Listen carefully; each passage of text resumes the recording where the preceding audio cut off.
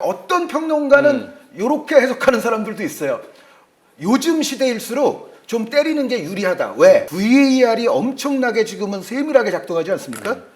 심지어 관성 충격 그렇죠. 측정까지도 이제 가능한 나 놀랐어. 그런 VAR까지도 지금은 가능한 시대가 됐기 때문에 중거리를 자꾸 때리다 보면 부지불식간에 핸드볼에 의한 또 페널티킥을 얻을 확률도 있고, 그리고 이번에 이제 공인구가 푸스발 리베, 축구에 대한 사랑, 축구 사랑 이런 이제 푸스발 리베라는 공인구를 쓰는데, 공인구 얘기는 이런 큰 대회 할 때마다 나오지만은 점점 공인구들이 중거리 쐈을 때 위력이 키커가 이제 키퍼보다는 훨씬 유리한 쪽으로 가고 있는데, 뭐 이런 여러 가지 어떤 테크놀로지적인 측면도 중거리를 쏘면은 별 손해가 없다. 그런데 요게 그 장 의원님이 한 몇 년 전에 그 전술 뭐 얘기하실 때 저 아직도 기억이 나는데, 점점 이제 프리미어 리그나 이제 빅리그들 보면 밖에서 막 긴 슈팅 때려대고 이런 형태의 공격, 혹은 뭐 헤더와 뭐 세피스를 노리는 공격, 이런 약간 고전적인 형태의 공격들이 점점 줄어가는 추세라고 장 의원님이 몇 년 전에 말씀하셨거든요. 그러니까 그게 어떻게 보면 이제 바르디올라 감독이랄지 이런 정말 빌드업과 공격의 패턴을 정교화시키고, 그리고 요즘 또 중요한 스탯이 뭡니까? 기대 위협, 기대 득점 이런 거 아닙니까? 같은 찬스라도, 같은 골 찬스라도 다 똑같은 게 아니란 얘기죠.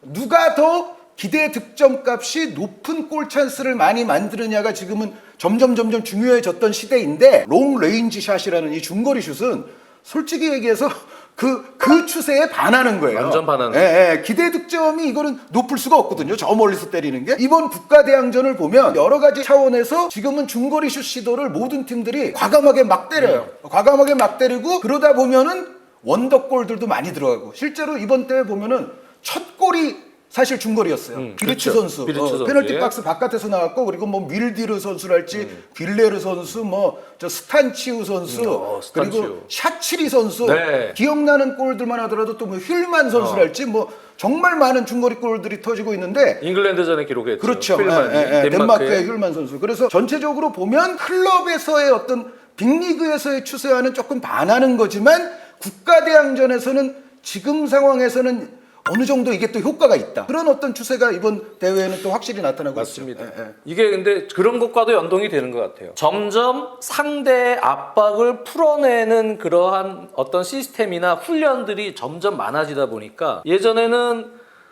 예를 들어서 중거리 슈팅 같은 경우에 펩 가르디올라 감독이다, 맨시티에. 그러면 중거리 슈팅을 못 때리겠어요.